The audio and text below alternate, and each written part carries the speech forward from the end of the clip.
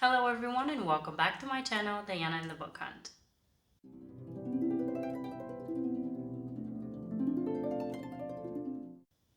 So after an unexpected break on my channel, I haven't been able to post anything in a couple of weeks time, I think about 10 days or 2 weeks or so. I was unfortunately sick again, I lost my voice again, and I still do feel strain on my voice, so I'm going to try to keep this as short as possible, although I do have 14 books to discuss today, so I'll do my best to just keep it as concise as possible.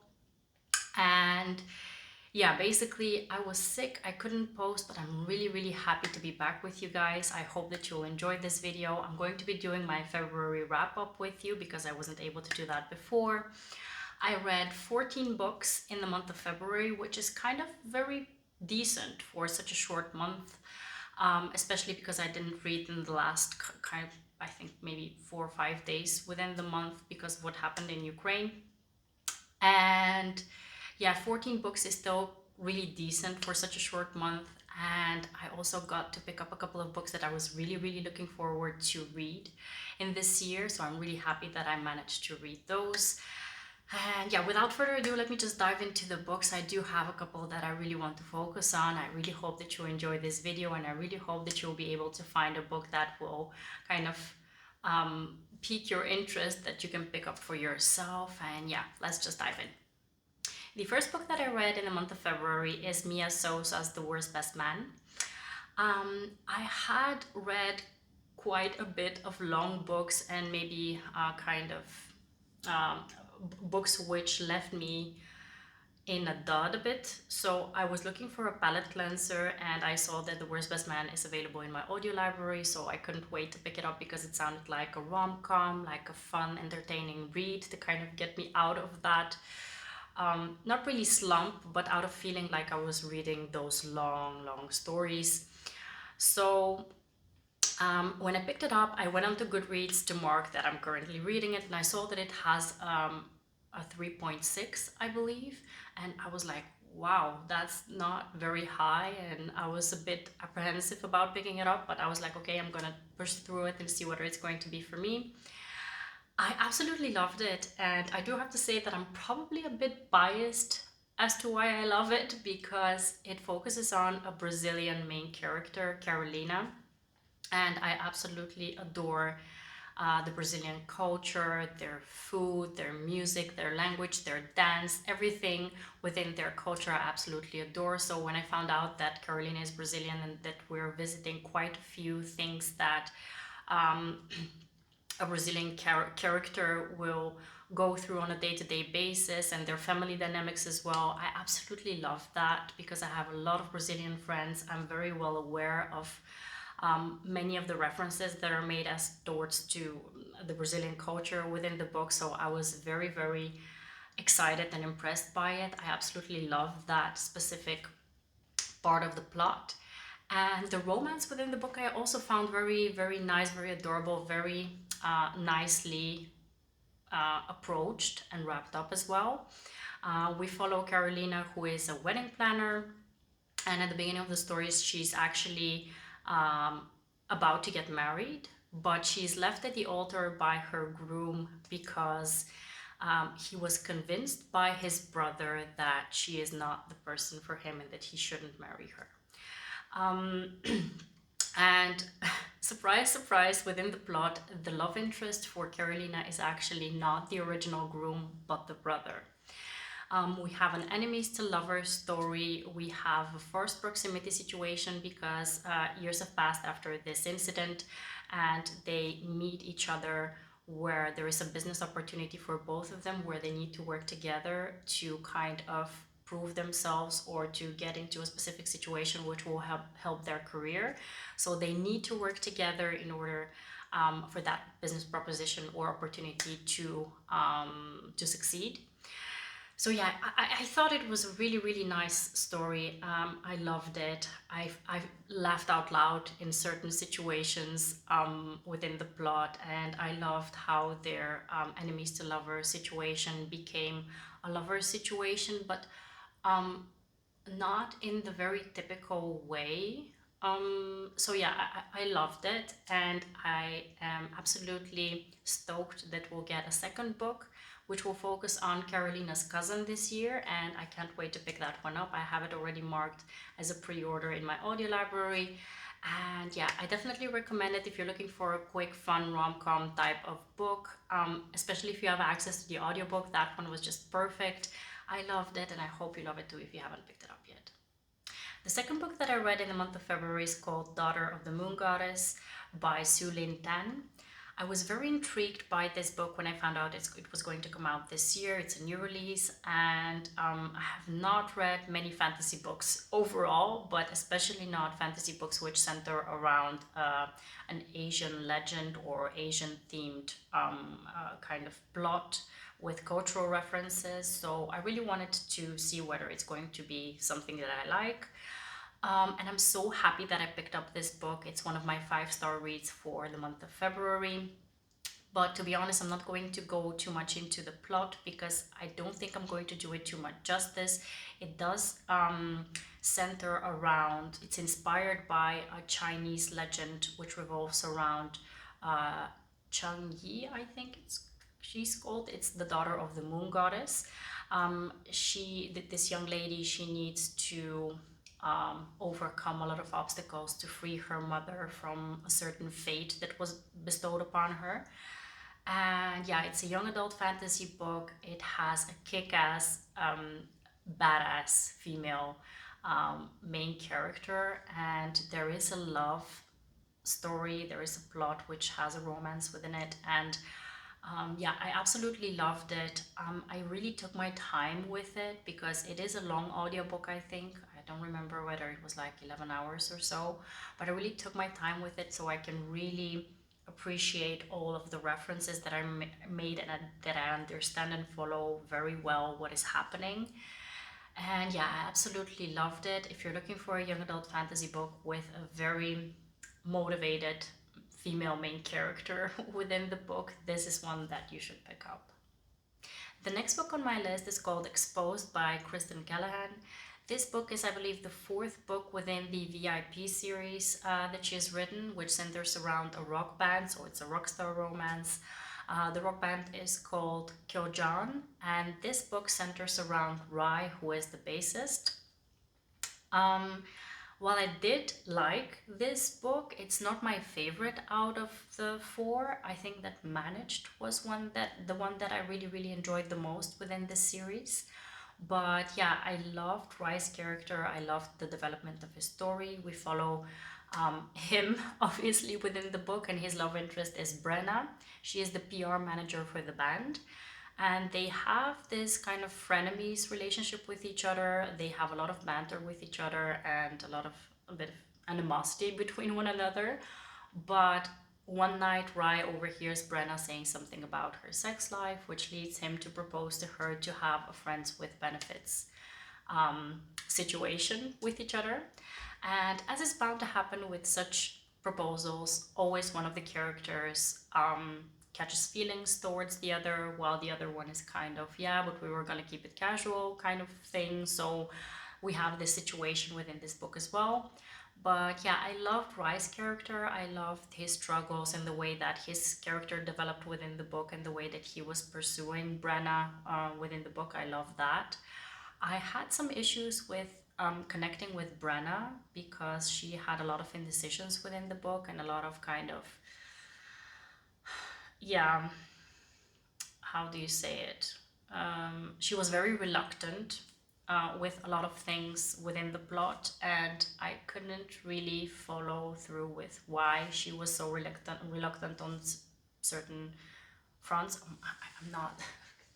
I'm a bit tongue-tied here. I'm trying to express my emotions about the book, but I'm not finding the right word. So yeah, I couldn't connect with Brenna, so that's why I couldn't give it 5 stars. I give it 4 stars.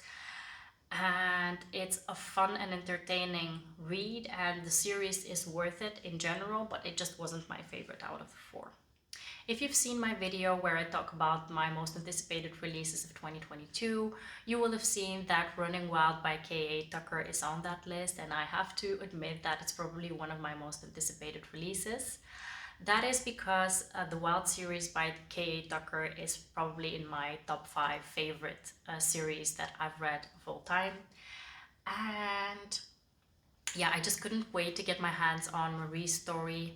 Just to give you a background, the first 2.5 books within the series follow Jonah and Kala, who fall in love with each other, while Marie, who was in the third book, she has always been in love with Jonah.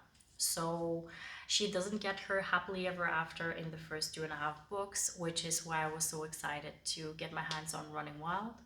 That is her story. We follow um, her story as to how she actually fell in love with Jonah and what happened once Kala kind of got into the picture and how she is overcoming her feelings now that Jonah and Kala are married. Um, and yeah, I absolutely loved a lot of aspects within the book because Maria is, I believe, 38 within the story and she has yet to be married. She has yet to have the happily ever after that everyone in her life already has. So she's kind of feeling like she's running out of time.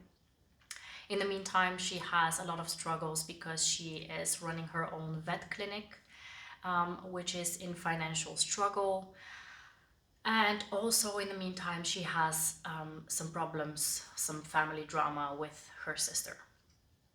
Um, what I absolutely loved about the story is the romance and the fact that the story focuses also on mushing, which, if you're not familiar with, it's a sport in the northern countries, so in like I think Finland and Norway, and also in Alaska, where the story is centered, where there is a race with huskies that are competing with their leader, a man or woman.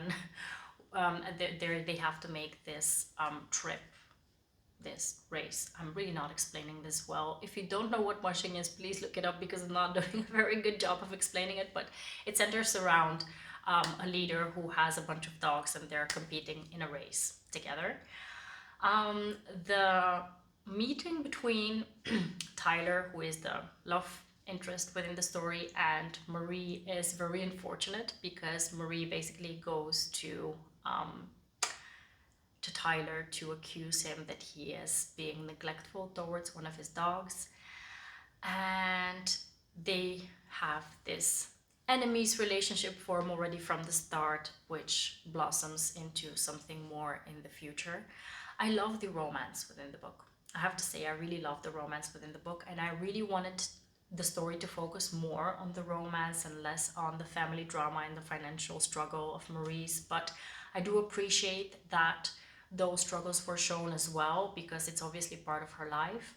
What I wanted to see more of is really focus on the romance, and also the wrap up could have shown how her other struggles are being tied up in the end, how they're being not tied up but how they're being resolved in some way. So in my opinion, the book could have been a bit longer. But yeah, I did like it. It was a 4-star read for me. I had really hoped for it to be a 5-star read, but it wasn't. I do appreciate it, and I appreciated revisiting all of the characters that we had in the previous books. I loved revisiting with Jonah and Kala, and we find out a couple of things that happened to them as well, which I absolutely loved. So yeah, it was worth my waiting and the anticipation for it. But yeah, it wasn't the 5-star prediction that I had. Next, I'm going to talk about a duet that I read, which is a young fantasy duet by Jordan Ifueko. The first book is called Raybearer, the second one is called Redemptor. And I've had this duet on my TBR for such a long time. I've wanted to pick it up for quite a while, and I'm so happy that I did because I absolutely loved it. I gave both of the books 4 stars, and it's a bit difficult for me to put into words what the story is about. So I'm just going to go ahead and tell you how the story begins. So I hope that it kind of intrigues you to pick it up as well. The book starts with Tarisai, who is the main character. She's a girl who is being trained to become a council member to the crown prince, whose name is Dio. There is a very specific way as to how she can become a council member, and she's not very well aware of what her job will entail once she becomes a council member. But she knows that her mother, who is this ominous kind of presence within the book, she's called the Lady. She has a purpose for Tarisai, so she wants to please her mother, and that's why she is really diligent as to how she trains to get into the council. The tricky part about her becoming a council member, there's 11 spots within the council for the crown prince, is that she needs to fall in love with him, with Dio. And the tricky part is once she does get into the council, so basically she needs to have fallen in love with him, the lady, her mother, gives her the task of killing him. And why she does that, she has ulterior motives, obviously, and there's a lot of that unravels within the plot after this specific situation arises, and we follow Tarisai's struggle as to whether to do it or not to do it, and all other things that come up within the plot. It's such an engaging, entertaining, and very enlightening young adult fantasy book, which centers around Western African motifs and cultural aspects, which I absolutely love to learn about.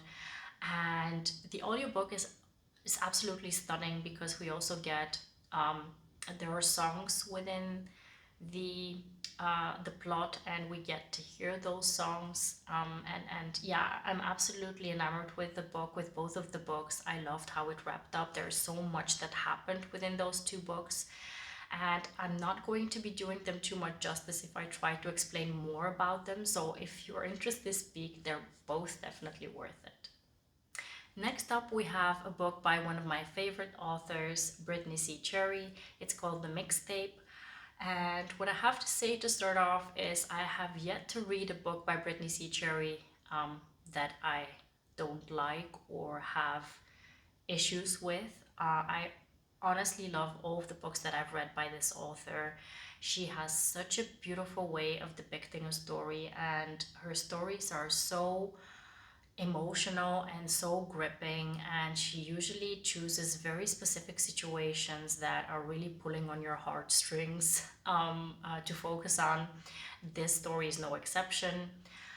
It's a very emotional story which centers around Oscar, who is part of this R&B band, Oscar and Alex. He is in this band with his, in this duet with his twin brother, Alex. And at the beginning of the story, we find out that Alex was in a car crash and has passed away, sadly. So Oscar is dealing with grief, with how he can continue on with his career without his better half, how he can go on with life without his best friend. And he has kind of lost the will to kind of progress within life. His love interest is Emery, who has her own struggles. She is a single mom. She has financial struggles as to how to kind of look after her daughter and give her all the best that she deserves, and keeping a roof over their heads and many other things which are tied financially to their struggles.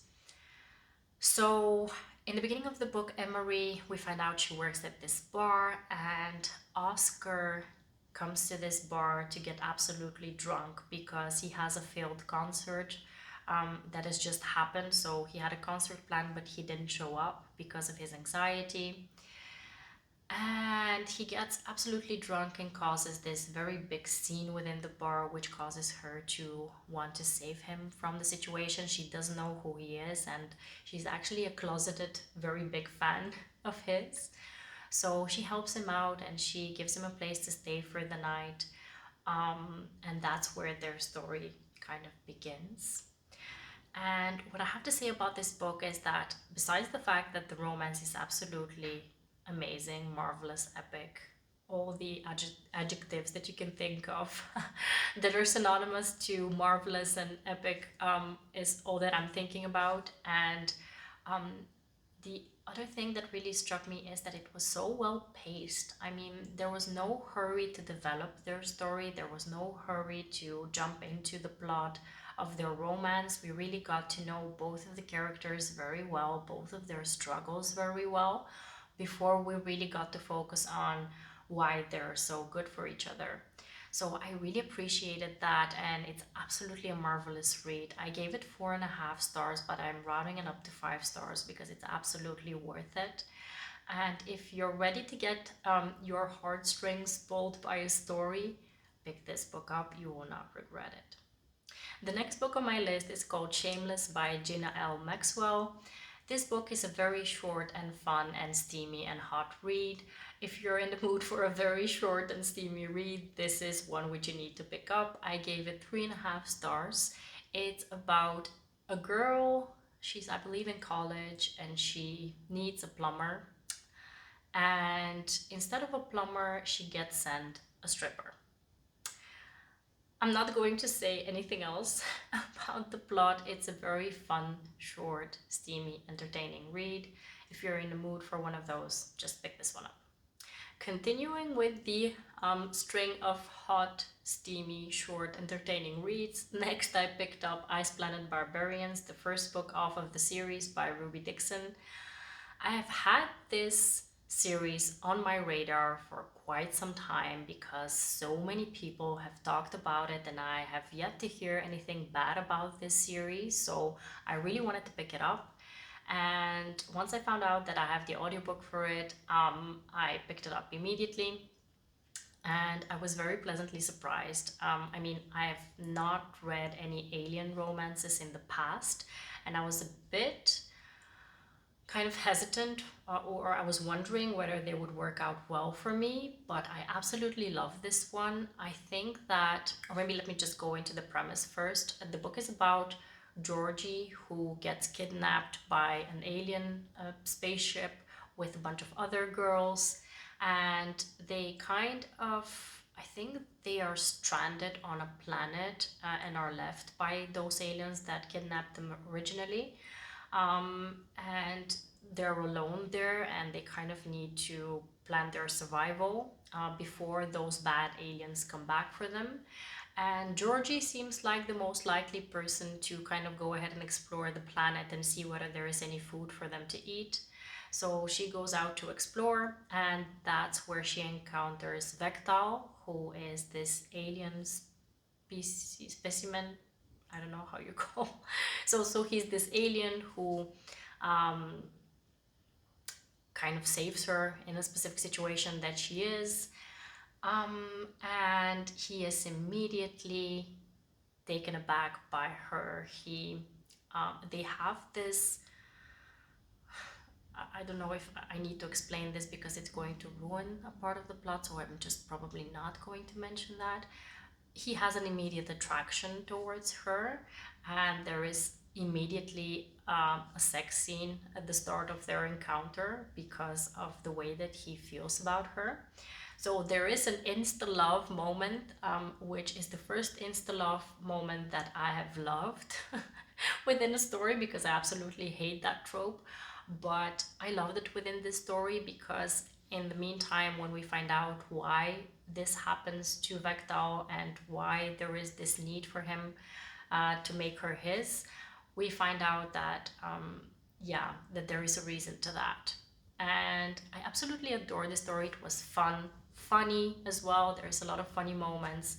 There was a lot of lost in translation moments within the story, and this is probably the case for all of the books within the series, which make them so fun.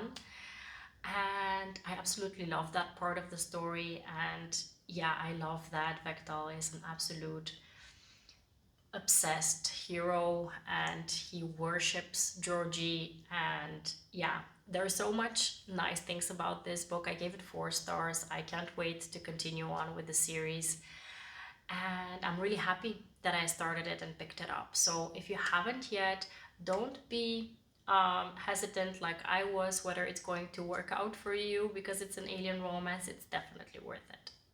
For the next book, I just want to do a shout out to Carly, one of the ladies, the gorgeous ladies that I was able to connect with on my Instagram channel. My Instagram page, profile, whatever, on my Instagram. I was able to connect with her. We're chatting back and forth about books that we like, and she told me that she was reading Autumn Gray's Desolate series, which I knew that I had it on my TBR for a very long time, but I'd completely forgotten about it. So when she told me that she's reading it, I decided to read it as well. At least I picked up the first book, which is called Desolate. The book centers around Saul, who is this boy who wants to become a priest, and he's struggling very much within the duration of the book because he has this very strong calling to become a priest, but in the meantime he develops feelings for this girl named Grace, and he is struggling very much with this kind of division within himself, that he really wants to respect the calling that he has, but he also cannot ignore his feelings towards Grace. So the whole book is a very angsty, very taboo as well story, romance between Saul and Gracie. But yeah, I loved it in some respects, but in some ways also I found that the angst was a bit too much in some points. I gave it 3.5 stars, and I will continue on with the series at some point. It does end in a cliffhanger. I do have to say that it's a good idea to kind of push through and read the second book after that, so you find out what happens. But yeah, I didn't continue on with the series right away because it felt too angsty for me. I will pick up the second book because I really want to know what happened, obviously, and I hate not finishing series like I mentioned before, so I'll definitely finish this at some point. It's just not going to be right now. And yeah, thank you so much, Carly, for reminding me that I have this book on my radar as well, this series. And continue on recommending me books because I love to get recommendations from all of you. Dear God, I just noticed that I have so many more books to talk about. I think this video is going to be a long one again. I really need to consider whether I need to split up the videos, the wrap-ups that I'm doing, maybe in a mid-month wrap-up and then an end of the month wrap-up, because if I continue on reading like 15 to 20 books a month, it becomes difficult to talk about them in one go. But that's something that I need to consider in the future. Anyway, the next book that I want to talk about is called The Rake by L.J. Shen. This is the fourth book, I think the last book off of the Boston Belle series that she has written. And I'm going to start off by saying, so this book follows characters. It's kind of a spin-off series off of another series that was written by O.J. Shen, and because I was already invested in the other characters, I was bound to pick up this series as well. And I'm kind of sorry that I did, because most of the books that I read within this series I didn't like, I didn't enjoy. I liked only one of them. And this book I did give 3 stars because it was better than the last 2 that she wrote, The Villain and The Monster. The Monster was an absolute atrocity, if you ask me. It was absolutely horrible. So The Rake was a bit better, but it was still written in a very lazy, it was just not written very well, in my opinion. We follow within the story Emma Bell and Devon, who is this English guy. He is a self-made millionaire because he is this hotshot lawyer. But he's also a duke in England, but he has kind of left that part of his past behind him because of certain things that happened in his childhood. And we have their story where Emma Bell, she gets to know that she is probably going to have difficulty conceiving because she has a medical condition. She's in her early 30s, and she kind of freaks out when she hears this because she obviously wants to have children, but she's not really ready for them. But because she hears that she might not have a better chance than at this moment, she decides that she needs to enlist someone's help to get pregnant. And this is where Devon comes in. Devon has his own agenda as to why he wants to have a child with Emma Bell, and that's where their story kind of begins. Yeah, There's nothing wrong with the premise of the book, but just the way that it was written, um, it was just not well executed. And again, there were so many metaphors used within this book which just absolutely sucked. And there were so many instances of lazy writing within the book, and I just didn't enjoy it as much as I wanted to enjoy the book, especially because in the previous series that I read by this author, I had a couple of favorites. I liked the way that she wrote them. But now that I've read, there's in total like 12 books within the same world that she has written, I'm kind of sensing that um, she's kind of becoming a one-trick pony, I think that it's called, where you have the same type of characters who are just presented in different coats. Her female characters are this passive-aggressive females who always have some kind of an issue with the male population, and then the male characters are always we are always told that there are these kind of selfish assholes, entitled rich pricks within society, but we're basically told that they're that. We're not really shown why they're that. So yeah, when you've read the same kind of way of depicting characters, at some point it just gets old, and yeah, I'm rethinking about my 3-star ranking of this book. On honestly, it was better than The Monster and the Villain, but it just wasn't really that good, to be honest. So I'm happy that this series has wrapped up, and I honestly just don't recommend it. So don't pick it up, honestly. Save yourself the time. For the next book, I just want to pick up my laptop because I think that the Goodreads kind of the blurb that they have for this book is quite good, as to give you an idea what the book is about. The book is called The Chandler Legacies, and it's by Abdi Nazemian. I think he's called. I give this book 4 stars. I absolutely loved it. It was a bit of a heavy read because there's a lot of topics within the book that are covered that are on the heavy side, and do look up trigger warnings for this story because there's some things that happen that may trigger you. The book is about the enclosed world of privilege and silence at an elite boarding school, and the unlikely group of friends who dare challenge the status quo through their writing. Basically, it follows 5 students who are selected to participate in this secret writing society within the school. It's called The Circle, and it's managed by this famous she's an author, but she's also a professor at this school, and she kind of has this reputation of being amazing, so everyone wants to join this secret society. And the 5 main characters within the book are chosen to be in the circle, and they get challenged to really explore their writing talent, to dig deep within themselves as to see what exactly they want to express. And all of them have different types of issues that they are struggling with, that they want to portray. Some of them have interlinked kind of fates or situations which bound them together. And I believe that this one is just so well executed, and there are so many things that are on the foreground of how horrible a situation within a boarding school can be.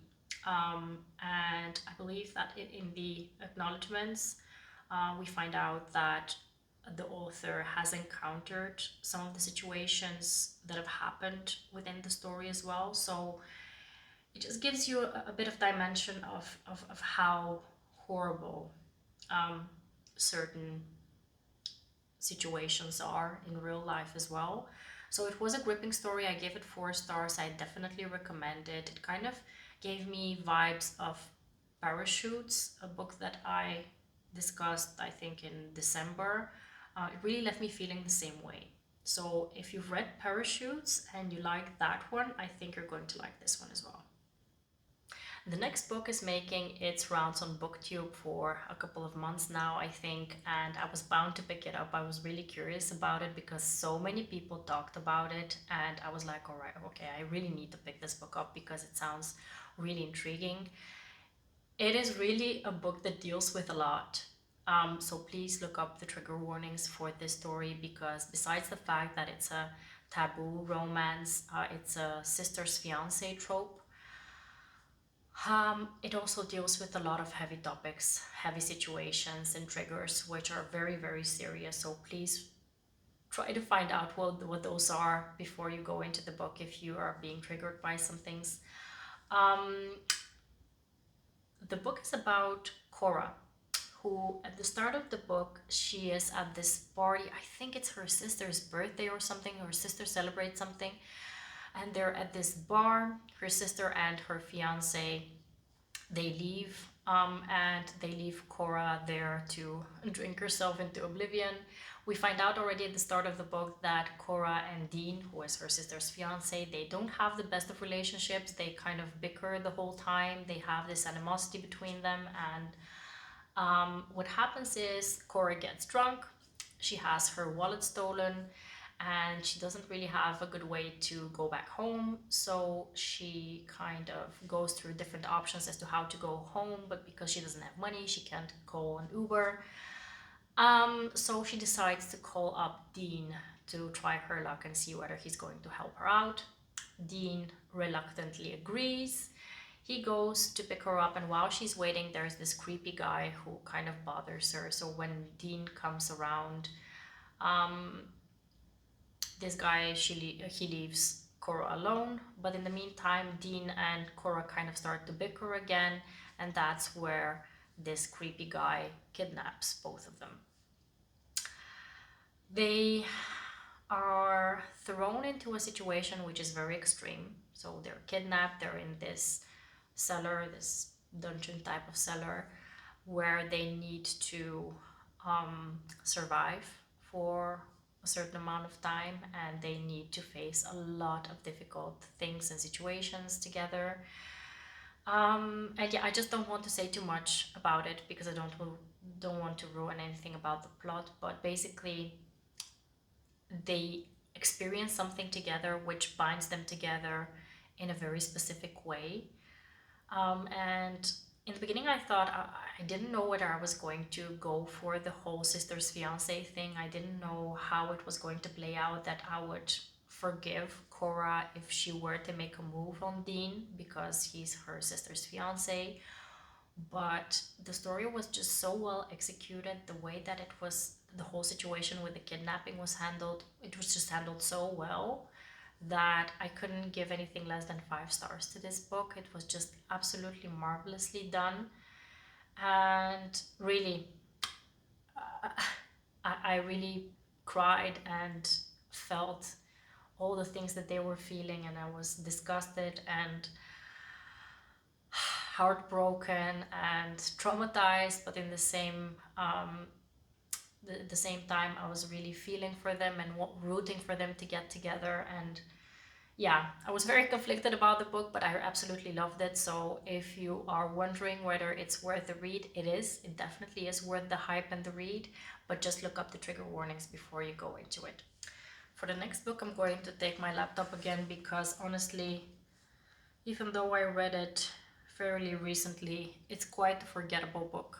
So I don't think I'm going to recommend it, to be honest. It's called The $1 Billion Chance by Linnea May. The book is about Ella, who works as an intern at this, I think it's a non-profit company or something. And she has this environmental plan which needs to be approved by her office, so that it can be implemented in the city council, I think.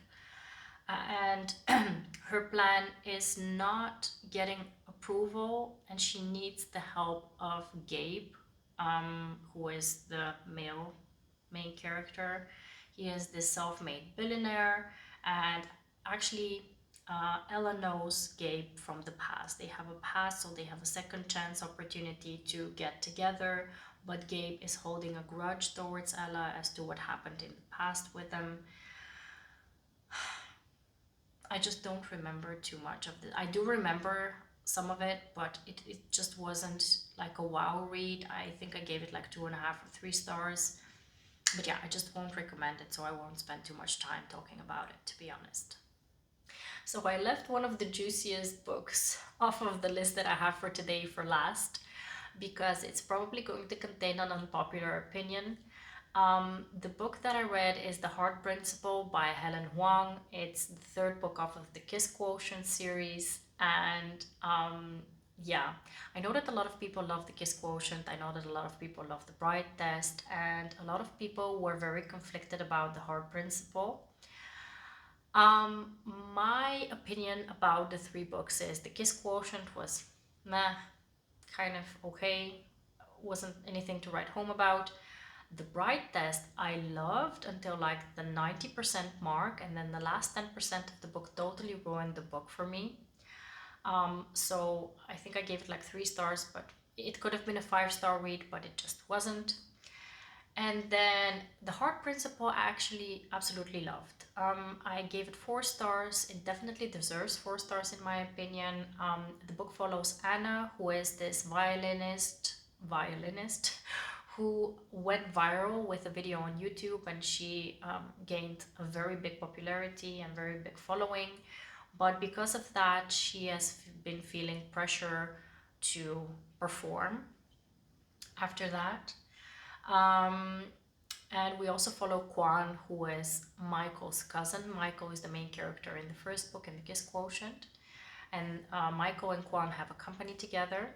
In the beginning of the book, we find out that Kwan has had a medical condition, and he has been kind of struggling with getting back into dating because of his medical condition. So he signs up on this app. In the meantime, Anna has a situation where she has a boyfriend, but her boyfriend tells her, yeah, before we get married, I think we need to open up our relationship so we can experience some things before we get hitched. So he kind of ditches her essentially and tells her to wait for him while he has his fun.